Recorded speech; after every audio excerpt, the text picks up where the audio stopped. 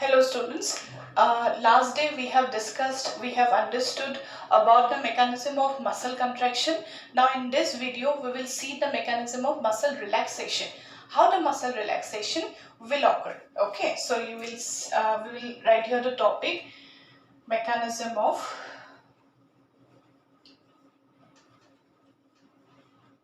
muscle relaxation.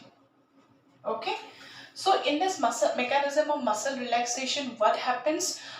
If you can remember in the earlier video, I have told you that contraction will be started whenever this neuron will give the stimulus. Okay. Now, whenever muscle need to be relaxed, okay, then what will happen here?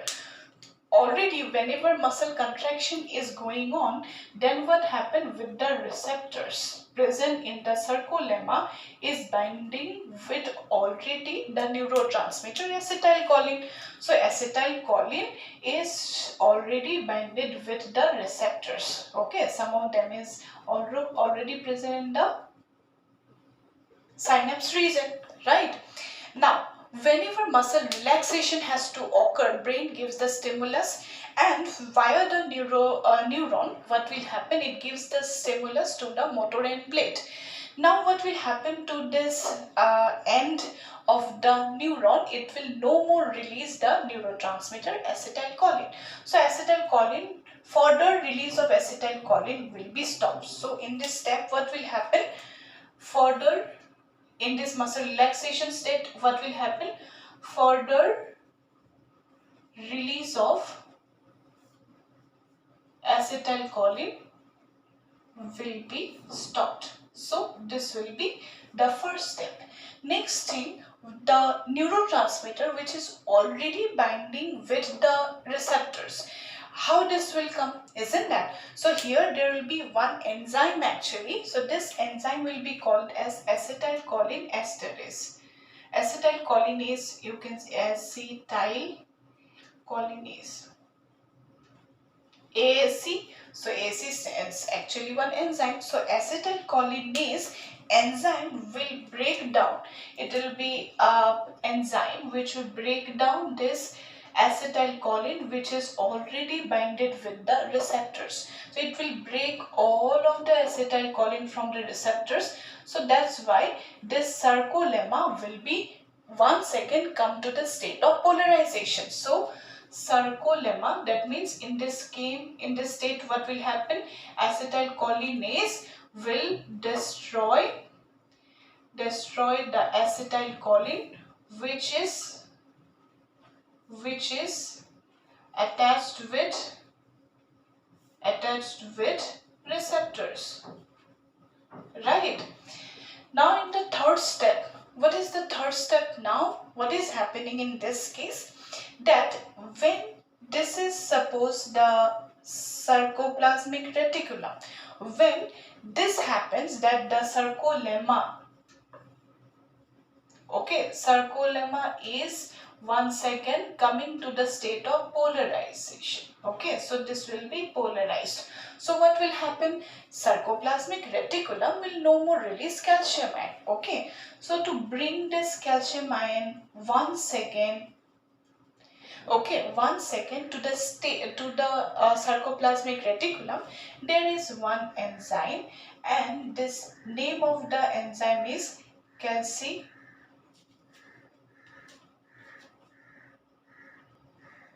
So the enzyme release is calciquestrine. So this calciquestrine enzyme will bring all this calcium ion from the sarcoplasm to the sarcoplasmic reticulum. So that's why what will happen to the troponin C? The troponin C will come back to the troponin C will be no more binding with the calcium ion. Troponin I will come to its original state. So that will make the tape, that is the tropomyosin, to its original shape, and that's how actually all of this actins, the binding side of the actin will be once again blocked. Okay, so that's how what will happen, the muscle will come to the state of relaxation. So in this state also what is happening here, we have the meromycin. So once again ATP will come. Okay, so whenever this ATP will added to the heavy meromycin, what will happen? The head of the myosin can be relaxed. Okay, can be detached from the actin, and this actin, G actin, will be removed. What will happen in the same time? This reaction is going on, and from the muscle itself, from where this ATP is coming, from the anaerobic respiration of glucose, and this can lead to the release of ATP, and ATP will cause the relaxation or detachment of the heavy meromycin from the actin. Okay, that will cause the relaxation state. Now what happens? To relax the muscle, we need to have the continuous supply of glucose. That means the ATP will be needed. So this ATP, how this ATP will be there? This will be by anaerobic respiration. So I have told you already in the earlier video that the anaerobic respiration of this glucose to produce the supply of ATP, what happens? We produce a byproduct, that is lactic acid. So what will happen to the lactic acid? 1/5 of the lactic acid that can be broken down in the muscle itself, but rest of the lactic acid will go to the blood. From the blood lactic acid, where it will go to the liver, and in the liver what it is going to do? In the liver, this lactic acid will be broken down into carbon dioxide and water, and from the liver the glucose molecule will once again come to the muscle. So this is what happens in the muscle, this is what happens in the liver. So this is how actually muscle will come to the state of relaxation. Now what is happening in the rigor mortis, that if an individual is diet, all the metabolic steps will be shuts down, it will be closed. So that's why this glucose molecule will not be there, will not be released, it will not undergo anaerobic respiration. So there will be no ATP. So if there is no ATP, what will happen? This calcium troponin C will not be detached from the calcium ion. So this calcium ion, because there will be no enzyme here. So what will happen here? The muscle which is in the contracted state will be remain in the contracted state itself. Okay, so that's how what will happen after the death of the individual.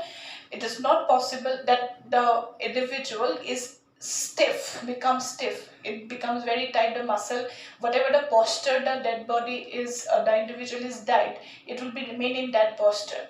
Okay, and gradually it becomes more and more stiffer. Okay, so this is how the mechanism of muscle contraction occurs. This is a mechanism of muscle relaxation, as well as the fate of lactic acid I have told. What is rigor mortis I have told. Okay, this is the rigor mortis.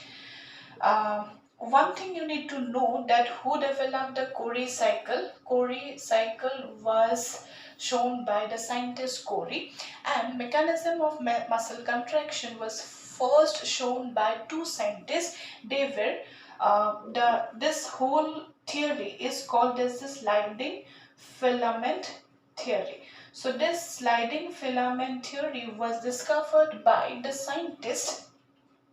The scientists were A.F. Huxley,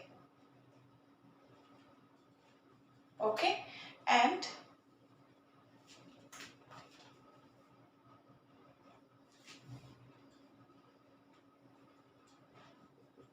H.F. Huxley.